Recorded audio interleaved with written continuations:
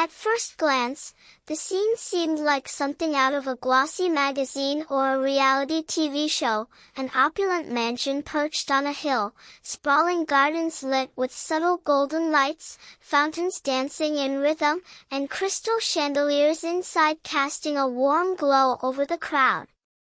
The guests were dressed in designer clothes, sipping vintage champagne, laughing and networking, seemingly oblivious to the world outside their gilded bubble.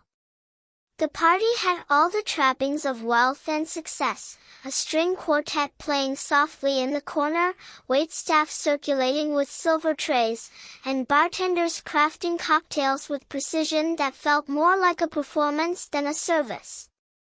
The atmosphere was intoxicating, a carefully curated display of luxury and status, meant to impress anyone who stepped through the grand double doors. Yet amidst all the glitz and glamour, there was someone entirely overlooked by the glittering guests, someone whose presence was assumed but rarely acknowledged. She moved through the crowd quietly, balancing cleaning supplies in one hand and a vacuum or mop in the other, making sure the rooms remained spotless, the floors gleaming, the bathrooms immaculate, and the tables cleared of crumbs or spilled drinks. Her uniform was simple, functional, and designed to blend into the background, marking her as part of the invisible workforce that made such events possible. She was a janitor, a woman whose work allowed the wealthy to showcase their lifestyles without ever considering the people who enabled it.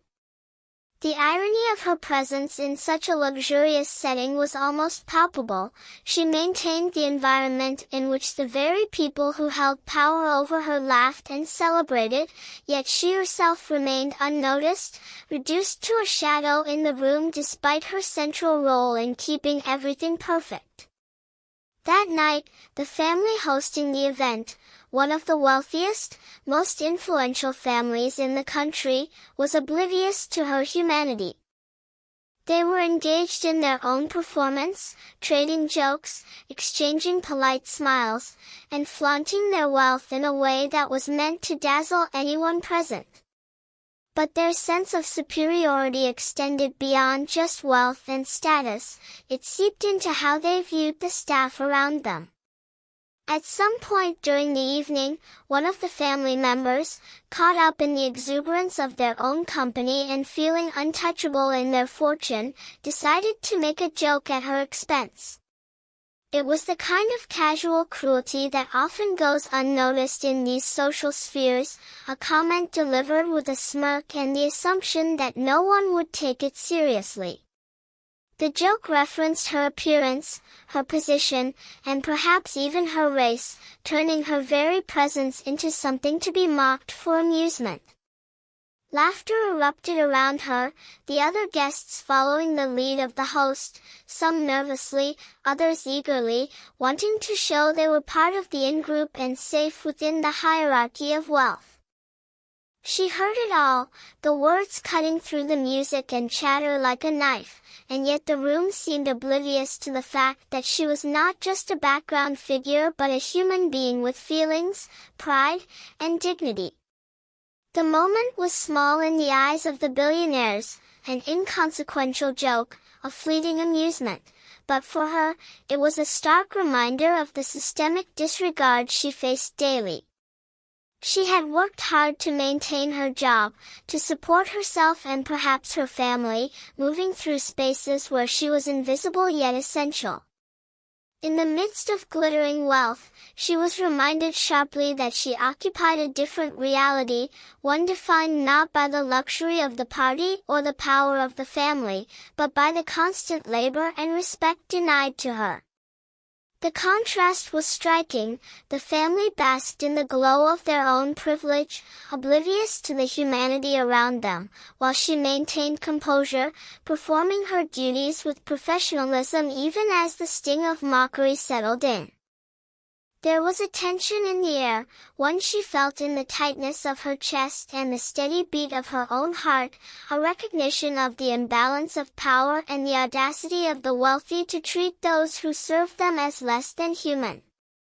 The setting magnified everything, the grandeur of the mansion, the extravagance of the party, the laughter and music all serving as a backdrop to the injustice she experienced in that fleeting moment.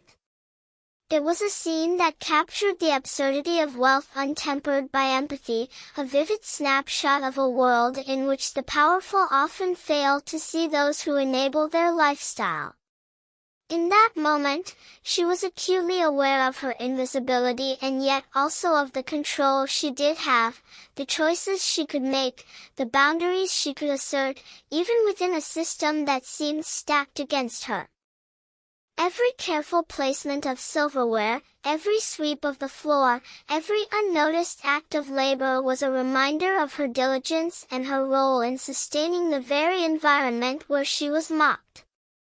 The juxtaposition was sharp, laughter at her expense in one corner, and in another, her quiet, indispensable presence ensuring the party could continue without interruption. She moved with grace, carrying out her responsibilities with a focus that belied the emotions stirring inside her, navigating through the crowd that saw her as part of the scenery, not part of the story, all while absorbing the sting of the family's mockery and the realization that wealth had created a bubble in which basic respect was negotiable. As she continued her work, the weight of what had just happened pressed heavily on her. The laughter of the family and their friends still echoed in her ears, a cruel reminder that in their eyes, she was nothing more than a punchline for a joke. Each comment, each smirk, each whispered quip was a mirror reflecting the social hierarchy she navigated daily, a hierarchy where her presence was tolerated only so long as it remained invisible and subservient. She felt the sting not just as a moment of embarrassment, but as a sharp, visceral recognition of how easily her dignity could be dismissed. The irony of the situation was impossible to ignore. She maintained the very space where these powerful people flaunted their wealth and influence, yet her own humanity was disregarded with a single careless word. As she moved from room to room, arranging glasses and tidying up spills, she could not help but notice the stark contrast between her own labor and the frivolity surrounding her. The partygoers were immersed in their conversations, champagne glasses in hand, laughing without thought of the implications of their behavior. Their jokes, meant to amuse and entertain, carried an unspoken assertion of dominance, a subtle declaration that she occupied a lower rung in their world, one where her feelings and professional pride were irrelevant. It was more than mere embarrassment, it was a clear statement of social power and privilege, a reminder of how deeply ingrained attitudes toward race, class, and occupation could manifest in even the most seemingly harmless moments. Every gesture of theirs, every chuckle and sideways glance, underscored the divide between the world she inhabited and the one they flaunted so effortlessly. As she went about her duties, a tight knot formed in her stomach, a mix of anger, disbelief, and resolve. The humiliation was acute, but so was her awareness of her own worth. She had spent years honing her skills, earning a living through hard work and discipline, and the recognition that she was being belittled because of her position and the color of her skin ignited a quiet but firm determination within her. She realized that the joke, though brief, was a crystallization of larger patterns she had endured throughout her life, patterns of being underestimated, overlooked, and dismissed simply because she did not fit into the mold of wealth and influence. Her mind replayed the scene, the way the host had tilted their head back to laugh, the ripple of amusement that followed, the casual manner in which the words were delivered as if they carried no weight at all. It was a moment that demanded acknowledgement, even if the rest of the room refused to provide it. She understood that humiliation often works silently, eroding confidence and self-worth, but she also recognized the opportunity within the moment to assert herself in ways the family could not anticipate. She felt the fire of indignation rise, a reminder that respect is not a commodity to be earned solely through social connections or wealth, but a right inherent to every human being. The room's glittering excess contrasted sharply with the very real emotions she carried within her: anger, hurt, and a growing resolve. The subtle glances she received from a few other staff members offered no comfort. They had witnessed similar incidents countless times and had learned to navigate them quietly, to survive without confrontation. Yet for her, this time felt different. This time, the humiliation was a spark rather than a chain, a signal that the dynamics of power she had been trained to accept could, in fact, be challenged. As she continued cleaning, her thoughts sharpened around the possibilities of action. She considered the leverage she had in ways the wealthy guests might never suspect, the networks she was part of, the knowledge and skills that gave her agency despite the stark inequality around her. Each task she completed, polishing silver, arranging glasses, straightening chairs, was performed with precision, a silent testament to her professionalism and self-respect. In the midst of being mocked, she carried herself with a dignity that refused to be diminished, a quiet but unmistakable assertion that her worth was not defined by the amusement of others. The humiliation she endured became, paradoxically, a lens through which she could examine the broader social forces at play, the interplay of race, class, and power, the ways in which privilege shields people from accountability, and the often invisible labor that sustains the luxurious lifestyles they so casually enjoyed. Her awareness of these dynamics sharpened her thinking, transforming what could have been a moment of passive suffering into a catalyst for strategy and foresight.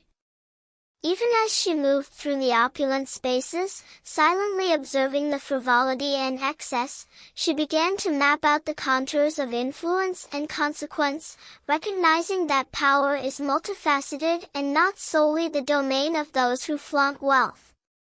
The sting of humiliation lingered, yes, but it was coupled with clarity and resolve. She understood that respect cannot be demanded through fear or proximity to money. It is earned through recognition of competence, integrity, and the courage to act when wronged. The laughter around her, intended to belittle, only solidified her awareness that she could navigate this imbalance in ways the billionaires could not foresee. It became increasingly clear that the casual cruelty of the evening was not just a personal affront but a reflection of broader societal patterns she could challenge, a realization that shaped the contours of her next steps, even as she continued her work with the same meticulous care she had always brought to her job. What the billionaire family failed to realize in that moment was that their power, immense as it seemed, was not absolute. They had surrounded themselves with opulence, influence, and the trappings of wealth, creating an environment where they assumed control over every aspect of the evening and, by extension, the people who worked for them. Their sense of entitlement was reinforced by years of success, social connections, and the implicit understanding that the world responded to them on their terms. Yet, in their arrogance, they overlooked a crucial truth: influence and control are rarely one-sided, and the very people they dismissed as insignificant often possess awareness, skills, and networks that can counterbalance the advantages of wealth. The janitor, who had been quietly performing her duties throughout the party, understood her role within this ecosystem differently. She saw not only the superficiality of the guests' laughter and the performative nature of their interactions, but also the ways in which her labor underpinned the entire event. Without her meticulous work, the floors would have been sticky, the glasses improperly polished, the spaces lacking the seamless polish that gave the family their air of perfection. In essence, the very environment that allowed the billionaires to project control and sophistication depended on her diligence. Their underestimation of her influence was rooted in their assumptions about hierarchy, class, and visibility. They assumed that because she did not wear designer clothing, sip champagne, or belong to their social circles, she lacked power, insight, or the capacity to affect outcomes that mattered to them. This assumption, like many made by those in positions of extreme privilege, was dangerously flawed. Power manifests in multiple ways, and the ability to impact events is not confined to financial wealth alone. The family's perception of control was further clouded by their reliance on the social performance of the evening. Laughter, smiles, and subtle nods of approval became metrics by which they gauged dominance, rather than any genuine assessment of human agency. Their failure to recognize her agency was compounded by a broader societal pattern in which workers, particularly those from marginalized backgrounds, are rendered invisible. This invisibility is a tool of oppression, maintaining existing hierarchies by convincing those with less formal power that they have no leverage, no recourse, and no voice. The family assumed she was powerless, that her only role was to maintain the illusion of luxury, and that any discomfort she felt was irrelevant because it did not directly affect their experience. They overlooked the fact that intelligence, resolve, and strategic thinking are not the exclusive domain of wealth. People who navigate challenging circumstances often develop acute awareness, resilience, and a capacity to act decisively when provoked. In their hubris, the family ignored the subtle signs of competence and awareness the janitor had displayed over the years, the careful handling of fine glassware, the anticipation of guests' needs, and the ability to move through the environment without drawing attention while still maintaining perfect order. These skills, they assumed, were transactional and servile, incapable of translating into any form of influence beyond the immediate context. They failed to see that the very characteristics they took for granted, their reliance on her skill, her discretion, and her professionalism, were in fact the tools she could wield to affect outcomes they considered untouchable. The joke at her expense was a moment of overconfidence, a test of boundaries that they believed would have no consequences. They laughed, assuming that humor in a social setting was harmless, and that any affront to her dignity would be contained by her position and the social norms that dictated subservience. They did not consider that humiliation often provokes reflection, assessment, and the consideration of action, particularly from someone with the intelligence, focus, and self-respect to recognize both injustice and opportunity. The family's oversight was systemic and deeply ingrained. It was not merely an isolated failure of empathy but a manifestation of a worldview in which their wealth and social standing insulated them from accountability. In such an environment, underestimating anyone outside their inner circle became second nature. Yet the janitor's perspective was different. She understood that influence is not always visible, that leverage can exist in unexpected forms, and that those who believe themselves untouchable are often blind to the very factors that can destabilize their control. Her knowledge of the household, her connections, and her ability to navigate social networks gave her unseen power, the potential to affect consequences the family assumed were beyond her reach. The irony lay in the fact that their very attempt to assert superiority, to mock and belittle her publicly, had revealed the gap between perception and reality. In asserting their dominance through ridicule, they had underestimated not only her presence but the capacity for decisive action that came from someone who had long operated under scrutiny, understood consequence, and recognized opportunity. The family's confidence in their own infallibility blinded them to the structural vulnerabilities inherent in their approach: reliance on loyalty that could not be assumed, dismissal of those outside their social echelon, and an assumption that wealth alone could shield them from the effects of disrespect or error. In short, they assumed she was powerless because she occupied a role they had socially designated as low, because she moved quietly and performed her work diligently without seeking attention, and because their worldview allowed them to ignore the complexity of human agency beyond their immediate circle. Their underestimation of her influence was total, a blind spot that would prove pivotal, and it stemmed not from malice alone but from a combination of privilege, arrogance, and the habitual overlooking of anyone not visibly aligned with their social or economic status. The moment she decided to act was not sudden. It was the result of careful consideration, tempered by years of navigating a world that often underestimated her and assumed she would remain compliant. She had spent her life understanding the subtle dynamics of power, observing how people with wealth and influence operated, how their arrogance and overconfidence could blind them to the consequences of their actions. That night, after being mocked at the party, she felt a surge of clarity, an understanding that humiliation could be transformed into leverage if approached strategically, with intelligence and calm resolve.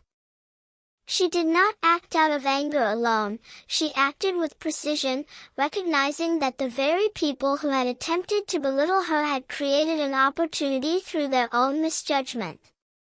Every interaction, every careless word from the family, had offered her insight into their values, priorities, and vulnerabilities.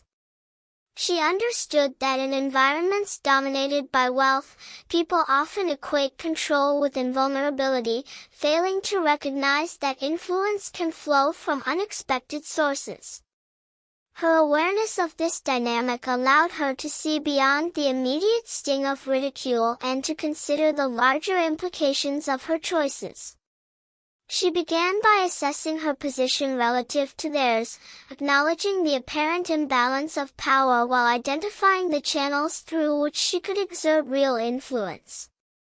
While they relied on their social standing and financial clout to maintain dominance, she relied on knowledge, relationships, and strategic thinking, tools that were invisible but no less potent.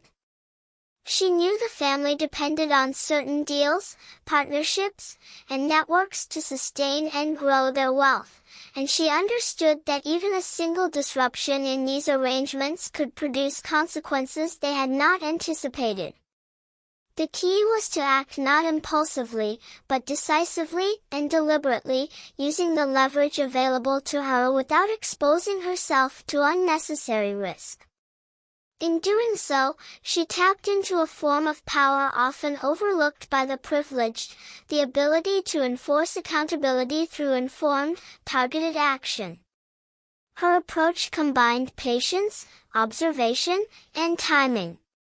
She watched how the family operated, how they responded to information, and how they perceived loyalty and obligation. She recognized that in their world, appearances mattered as much as reality, and that any perceived weakness on their part could be exploited if presented tactfully. By maintaining composure in the face of mockery, she preserved her credibility, ensuring that when she eventually took action, her position could not be dismissed as reactionary or emotional. Instead, her intervention would be measured, calculated, and undeniably justified. This approach required foresight. She had to consider the ripple effects of any decision she made, weighing potential outcomes, and preparing for contingencies. She drew on her experience navigating social hierarchies, understanding that subtlety and discretion were essential in environments where power is concentrated and reputation is everything.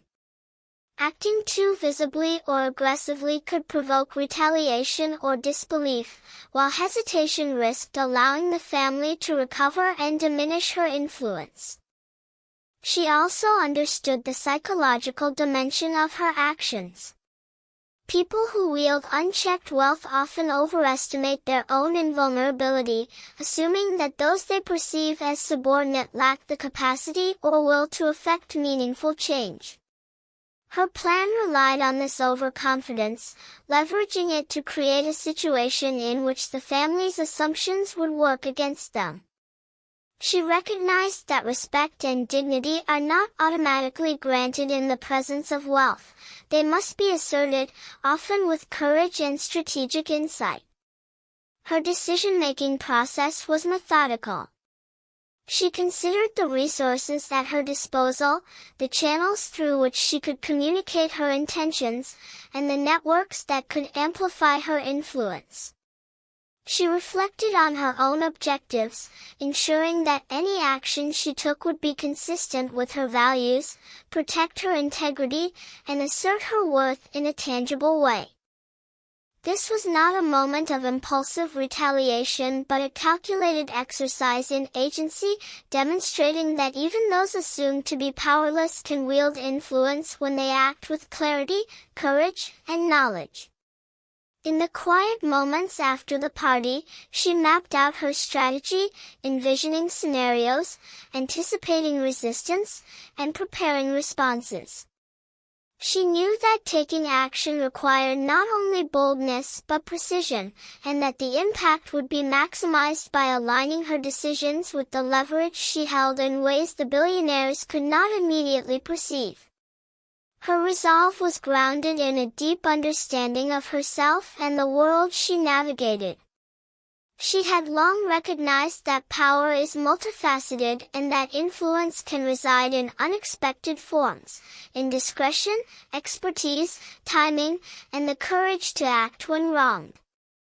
Her decision to intervene was informed by a combination of personal experience, keen observation, and a strategic mindset that allowed her to transform humiliation into an opportunity to assert control. She was acutely aware that the family's assumptions had created a vulnerability, and she intended to act in a manner that was both firm and undeniable, ensuring that the consequences of their mockery would not be ignored or dismissed. When she finally made her move, it was executed with a level of precision and awareness that left no room for misinterpretation.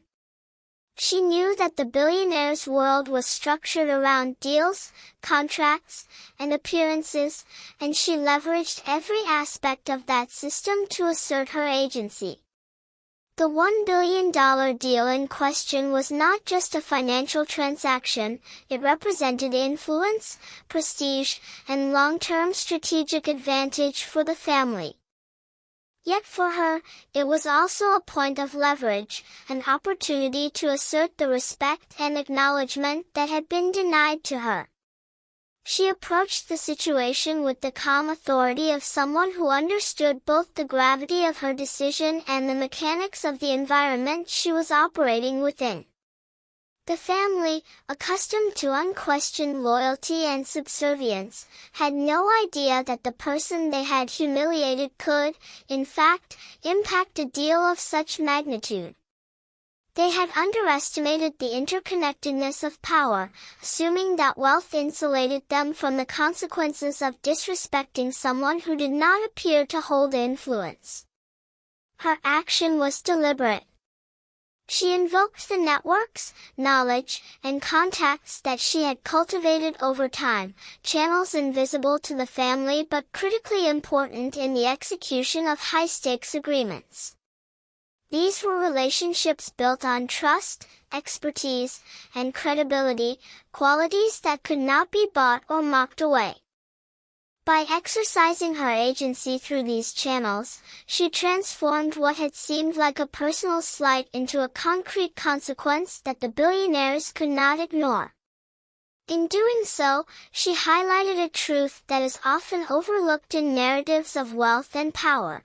Influence is not solely determined by money or social status, but by strategic understanding, knowledge, and the capacity to act decisively. She understood that the impact of her decision would be felt far beyond the immediate moment of confrontation, reaching into the family's broader network, affecting reputations, and sending a message about accountability and respect. The cancellation of the $1 billion deal was not an act of vengeance in the petty sense.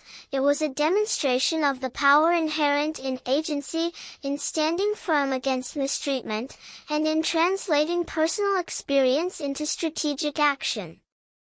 She had anticipated the potential resistance and pushback, recognizing that the family might attempt to minimize the consequences, question her authority, or leverage other avenues to salvage the deal. But she had meticulously considered these possibilities and prepared responses to ensure that her decision could not be undermined or dismissed.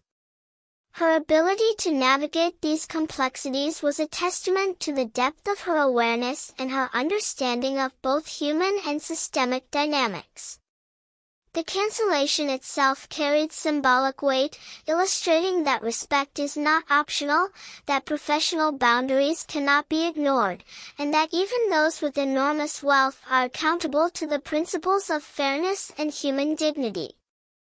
The family's reaction ranged from disbelief to anger, revealing just how unprepared they were for someone outside their social and economic circle to assert such power. Their shock was a direct result of their assumptions. They had believed that the hierarchy of wealth and privilege was unassailable, that anyone in a subordinate role would comply without resistance. She shattered that illusion, demonstrating that influence can reside in unexpected places and that the misjudgment of character, underestimation of intelligence, or dismissal of agency can have serious consequences. In the process, she also redefined the notion of leverage. Leverage is often thought of in terms of financial capital, assets, or position within a corporate or social hierarchy. But she showed that knowledge, relationships, credibility, and strategic insight are equally potent forms of leverage, particularly when combined with courage and the willingness to act decisively. The mechanics of the deal cancellation were precise. She communicated clearly, set forth the conditions under which her cooperation would be extended, and ensured that the decision was enforceable. Every step was designed to maximize impact while maintaining professionalism and legitimacy. She did not act out of impulsive emotion but from a calculated understanding of the systems and structures that governed the family's operations. Her action also served as a broader lesson in accountability. The billionaires, accustomed to unchecked privilege, were confronted with the reality that power is not absolute, and that the actions of those they perceive as subordinate can resonate in ways they cannot control. By canceling the deal, she underscored the principle that respect and human dignity are not negotiable, even in contexts dominated by immense wealth. The ripple effects extended beyond the immediate financial implications, influencing the family's reputation, their relationships with other stakeholders, and their internal perception of risk and control. Her move demonstrated the intersection of moral and strategic decision-making. It was a principled stand that also leveraged the structural opportunities available to her, illustrating that ethics and effectiveness are not mutually exclusive. In executing this decision, she exemplified a rare combination of courage, foresight, and strategic acumen, turning a moment of personal humiliation into a powerful assertion of agency that reverberated far beyond the confines of the party or the immediate circle of billionaires. The story resonates because it captures the profound intersection of power, respect, and moral courage, illustrating that wealth and privilege do not automatically equate to moral authority or invulnerability. At its core, this narrative highlights the importance of recognizing the humanity of every individual, regardless of their role or social standing. In the grand halls of the billionaire family's mansion, where the glittering chandeliers and meticulously arranged decor symbolized control and status, the janitor's presence was meant to be invisible, a reminder that some people exist solely to maintain the comfort and prestige of others. Yet, her actions proved that visibility is not required to wield influence and that dignity and self-respect can translate into tangible power. The incident underscores the fact that respect is both a moral and practical necessity in human interactions. The family's failure to extend basic courtesy and acknowledgement was not just socially inappropriate, it carried real consequences, disrupting a $1 billion deal and forcing them to confront a reality they likely had never anticipated, that their assumptions about who holds power were deeply flawed. It is a lesson in the universality of accountability. No matter how much wealth, influence, or social cachet one possesses, the capacity for impact lies in the choices and integrity of all individuals, particularly those who have historically been underestimated or marginalized. This story also reflects the resilience required to navigate a world structured by hierarchies of class, race, and wealth. The janitor did not act impulsively or recklessly, she employed strategic thinking, awareness, and an understanding of systems and leverage to ensure her actions were both effective and justified. Her ability to transform personal humiliation into a decisive action that commanded respect demonstrates a sophisticated comprehension of influence and consequence, one that extends beyond financial metrics into human psychology and organizational dynamics. By canceling the $1 billion deal, she created a moment of reckoning for the family, illustrating that disrespect and mistreatment carry consequences that can undermine even the most secure positions of privilege. This event challenges the common assumption that wealth shields individuals from accountability. The billionaires had assumed their status insulated them from repercussions, that the hierarchies they maintained were immutable, and that their mockery would go unnoticed or unchallenged. Yet, the outcome illustrates that influence is not exclusively tied to financial or social position. Knowledge, competence, strategic thinking, and moral clarity are forms of power that can rival or exceed traditional metrics of control. The narrative also emphasizes the moral dimensions of courage and agency. Standing up to injustice, particularly in situations where the imbalance of power is extreme, requires not only bravery but also meticulous planning and confidence in one's own worth. Her decision was not an impulsive reaction to insult, it was a deliberate, informed, and principled assertion of dignity. It demonstrates that ethical action and strategic effectiveness are not mutually exclusive, and that moral courage can create meaningful consequences in a world dominated by wealth and status. Furthermore, the story resonates because it highlights the often invisible labor that sustains elite environments. The janitor's work was foundational to the functioning of the family's lifestyle and the success of their social display, yet it was undervalued, unacknowledged, and treated as inconsequential. Her response underscores the reality that the contributions of those in support roles are critical, and that ignoring or belittling such individuals carries both ethical and practical risks. The ripple effect of her actions extends beyond the immediate financial implications. It serves as a cautionary tale for anyone in a position of power who assumes that hierarchy alone dictates outcomes, reminding us that respect, fairness, and acknowledgement of others' contributions are essential for sustainable influence. The story also illuminates broader societal patterns of inequality, privilege, and systemic underestimation.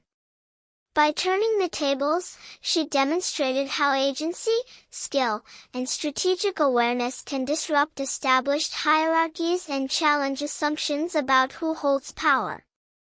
Her actions reveal that empowerment is often exercised in ways that are not immediately visible, and that individuals who are underestimated or overlooked can enact change in profound and unexpected ways.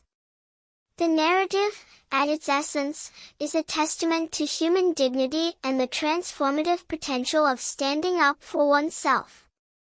It illustrates that respect is not merely symbolic, it has tangible consequences when combined with insight, courage, and decisive action. It challenges the audience to reconsider their assumptions about power, privilege, and the capacity of those outside the traditional echelons of influence to shape outcomes in meaningful ways. This story resonates on both a personal and societal level, demonstrating that fairness, accountability, and courage are forces that can alter the course of events, even in environments dominated by extreme wealth. It reminds us that every individual, regardless of social standing, has the potential to assert agency and command respect, and that true power often lies in the intersection of integrity, strategy, and moral courage.